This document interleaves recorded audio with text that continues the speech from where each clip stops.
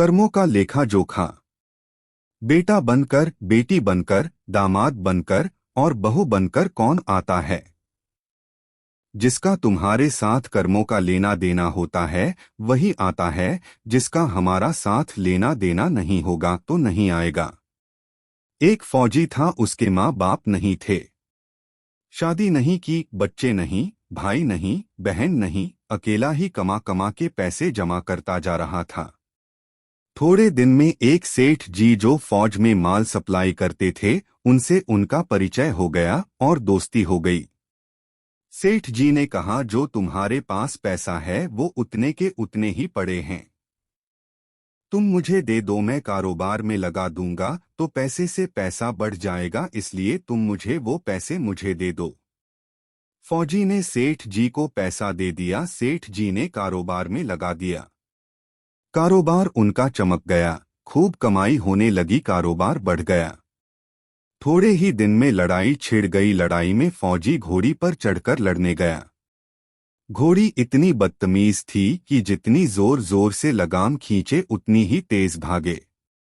खींचते खींचते उसके गलफर तक कट गए, लेकिन वो दौड़कर दुश्मनों के गोल घेरे में जाकर खड़ी हो गई। दुश्मनों ने एक ही वार किया और फौजी मर गया, घोड़ी भी मर गई।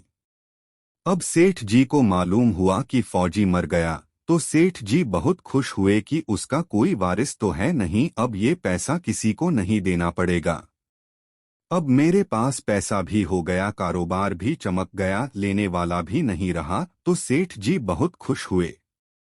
कुछ ही दिन के बाद सेठ जी के घर में लड़का पैदा हुआ। अब सेठ जी और भी खुश हुए और बोले, भगवान की बड़ी दया है, खूब पैसा भी हो गया, कारोबार भी अच्छा चल रहा है, गया लड़का भी हो गया, लेने वाला भी मर गया। सेठ जी बहुत खुश हुए।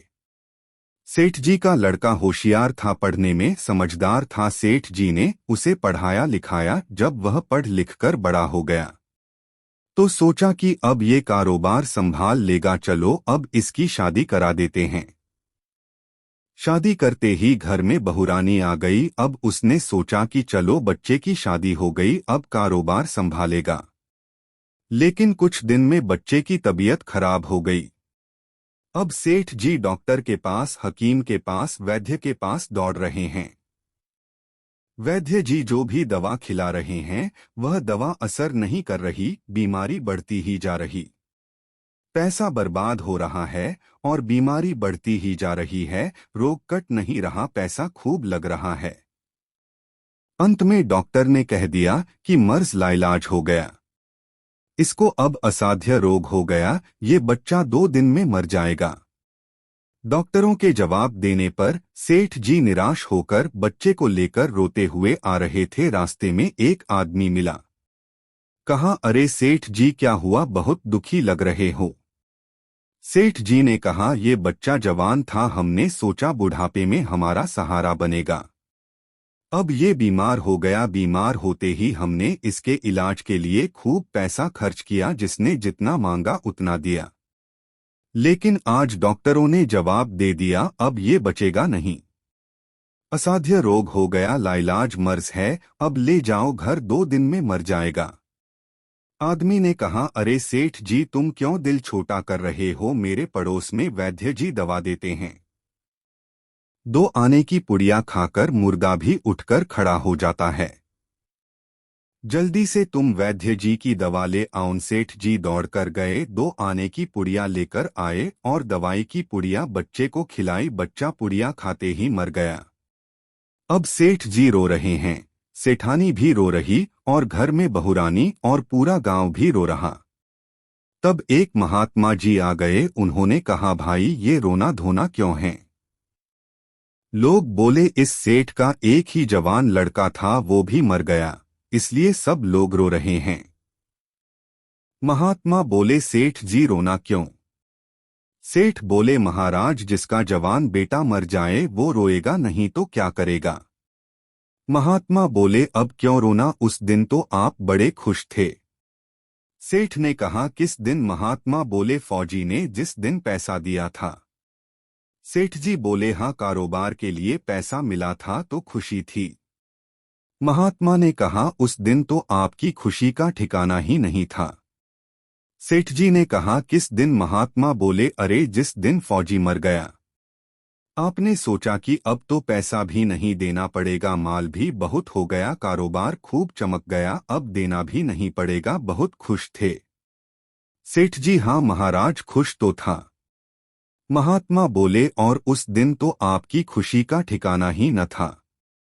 पता नहीं कितनी मिठाइयां बंट गईं। सेठ ने कहा, किस दिन? महात्मा बोले, अरे जिस दिन लड़का पैदा हुआ था। सेठ ने कहा, महाराज, लड़का पैदा होता है तो सब खुश होते हैं, मैं भी हो गया तो क्या बात? महात्मा बोले, और उस दिन तो खुशी से आपके पैर जमीन पर नहीं पड़ते थे, जिस दिन बेटा ब्याहने जा रहे थे। सेठ बोले, महाराज, बेटा ब्याहने जाता है तो हर आदमी खुश होता है, तो मैं भी खुश हो गया। महात्मा बोले, जब इतनी बार खुश हो गए तो जरा सी बात के लिए रो क्यों रहे हो? सेठ जी ने कहा, महाराज, ये जरा सी बात है, जवान बेटा मर गया, ये जरा सी बात है। महात्मा ने कहा, अरे सेठ जी, वहीं फौजी पैसा लेने के लिए बेटा बनकर आ गया। पढ़ने में, लिखने में, खाने में, पहनने में और शौक में, श्रृंगार में जितना लगाना था लगाया। शादी ब्याह में सब लग गया और ब्याज दर ब्याज लगाकर डॉक्टरों को दिलवा दिया। अब जब 2 आने पैसे बच गए, वो भी वैद्य जी को दिलवा दिए और पुड़िया खाकर चल दिया। अब कर्मों का लेना देना पूरा हुआ।